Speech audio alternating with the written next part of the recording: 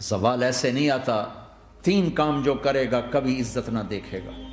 3 کام جو کرے گا کبھی عزت نہ دیکھے گا. 3 کام جو کرے گا کبھی عزت نہ دیکھے گا. اور 3 کام جو کرے گا کبھی ذلت نہ دیکھے گا. 3 کام جو کرے گا کبھی ذلت نہ دیکھے گا. 3 کام جو کرے گا کبھی ذلت نہ دیکھے گا.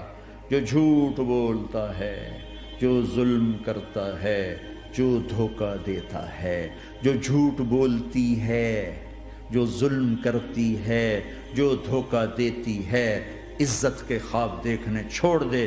ذلت مقدر ہے اس جہان میں اس جہان.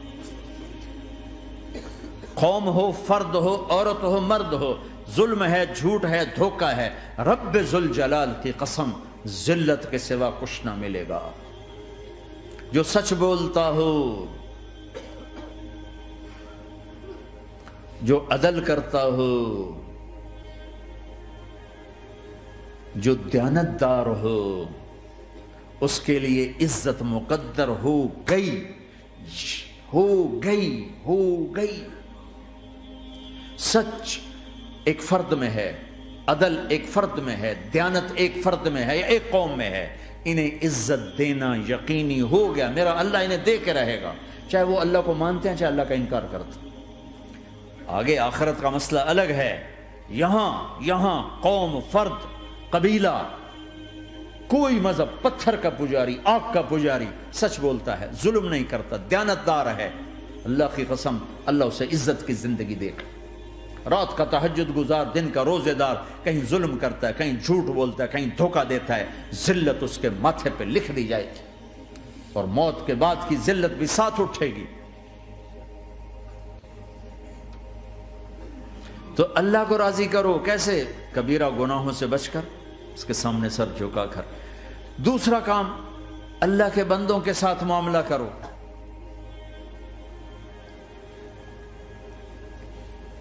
سارا معاملہ 2 حدیثوں میں بتا دیتا ہوں. 2 حدیثوں کہ یہ 2 کام کر لو، ساری دنیا کے محبوب بن جاؤ گے. تمہارے گھر جنت بن جائیں گے. میاں بیوی میں محبت قائم ہو جائے گی، ساس بہو میں محبت ہو جائے گی، باپ بیٹے میں محبت ہو جائے گی، ماں بیٹی میں محبت ہو جائے گی، بھائی بھائی میں محبت ہو جائے گی. 2 کام کر لو. ان 2 میں سب کچھ چھپا ہوا ہے. میرے نبی نے فرمایا معاذ الا انبئک بملاک ھذا کلہ. پوری حدیث. معاذ بن جبل نے کہا یا رسول اللہ کچھ جنت کے جانے کا راستہ تو بتائیں، جنت میں جانے کا راستہ تو بتائیں. انبئنی بعمل یدخلنی الجنہ. صاحب نے کہا سألت عن امر عظیم، بہت بڑی باتوں نے پوچھی ہے. تقیم الصلاۃ المکتوبہ، تؤدی الصلاۃ المفروضہ، وتصوم رمضان، وتحج البیت. معاذ نماز پڑھنا، روزہ رکھنا، زکوٰۃ دینا اور حج کرنا. پھر آپ نے فرمایا ان شئت انبأتک بابواب الجنت. اب اگر تو چاہے تو کچھ اور بتاؤں، جنت کے دروازے بتاؤں؟ کہ جی بتائیں. کہ الصوم جنہ، روزہ جہنم اور تیرے درمیان بیچ میں رکاوٹ بن جائے گا. الصدقۃ تطفئ الخطیہ، چھپ چھپ کے اللہ کے نام پہ دینا تیرے گناہوں کو دھو دے گا، پاک کر دے گا. وقیام الرجل فی جوف اللیل ابتغاء وجہ اللہ، اور رات کے اندھیرے میں کھڑے ہو کر اللہ سے باتیں کرنا. 2 نفل ہی پڑھ لیا کرو. کسی مرد عورت کا رات کے اندھیرے میں کھڑے ہو کے. پھر آپ نے کہا معاذ الا انبئک براس الامر وعمودہ وذروۃ سنامہ وبملاک ھذا کلہ.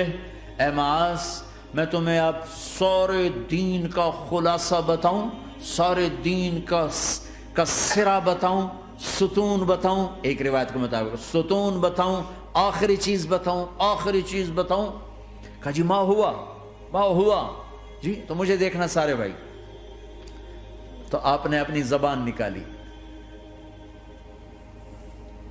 اور اسے یوں پکڑا.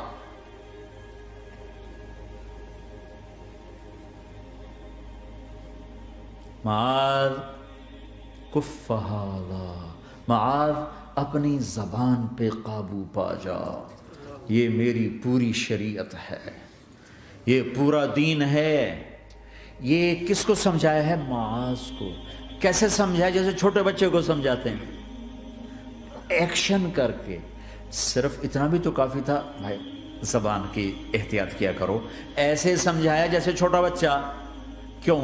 کہ مشکل ترین کام ہے۔ 22 ویلر ٹرالے کو بریک لگانا آسان ہے، یہ 2 انچ کی زبان کو بریک لگاتے ہوئے سارے بریک فیل ہو جاتے ہیں۔ اور جتنا آج گھروں میں فساد ہے اس کے پیچھے یہ زبان ہے۔ اور یہ کون ہے جس کو معصوم بچے کی طرح سمجھایا ہے؟ معاذ بن جبل۔ اور معاذ بن جبل کون ہے؟ میرے نبی نے کہا قیامت کے دن میری امت کے علماء کا جھنڈا معاذ کے ہاتھ میں ہوگا۔ اور یہ کون ہے؟ میں پچھلے مئی میں گیا ہوں، یہ مئی جو گزرا ہے، اردن ہمارا اجتماع تھا تبلیغ کا، میں وہاں گیا، عمان میں آگے اربد گئے، اربد سے 18 کلومیٹر 20 کلومیٹر آگے حضرت معاذ کا مقبرہ ہے، باپ بیٹا دونوں وہاں دفن ہیں۔ حضرت عمر کے زمانے میں انتقال ہوا، جب میں اندر گیا تو اوپر لکھا ہوا تھا تاریخ وفات 18 ہجری، اور اب ہے 1435 ہجری۔ 1417 سال اس آدمی کو دنیا سے گئے ہوئے ہو چکے ہیں۔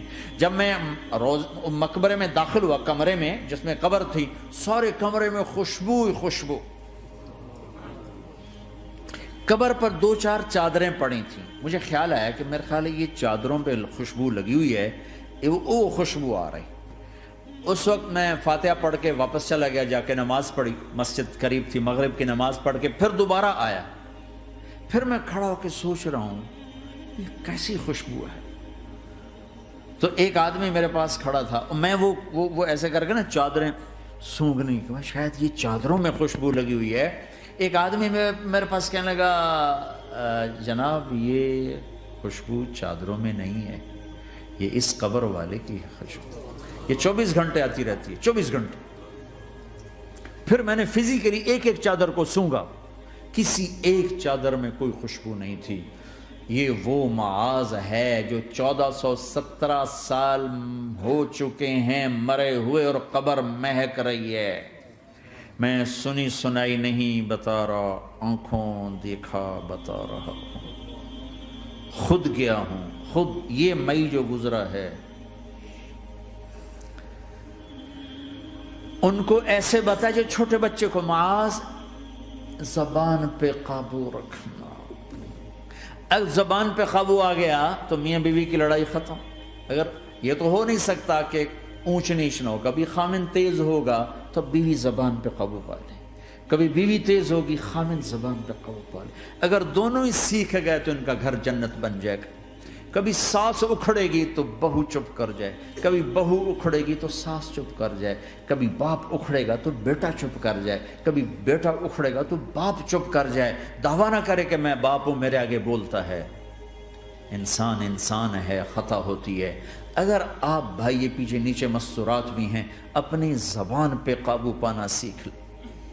کسی کو دکھ دینے والا بول نہ بولے۔ المسلم من سلم المسلمون من لسانہ و یدہ، آپ نے فرمایا مسلمان ہے ہی وہ، مسلمان ہے ہی وہ جو ہاتھ اور زبان سے کسی کو دکھ نہ پہنچائے۔